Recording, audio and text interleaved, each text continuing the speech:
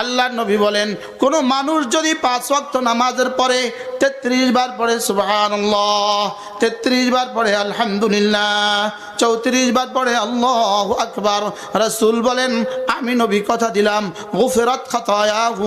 এই এই শুনো, এই শুনো, বসো বসো। এই আর কেউ উঠবেন কানে ধরে বসাতেন। তামাশা,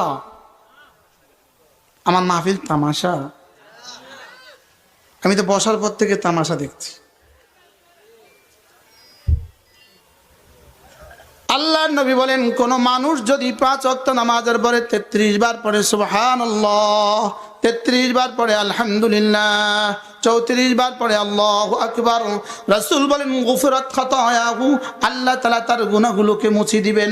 ওয়ালাউ কাসুরাত, গুনাহ যত বেশি হোক না কেন।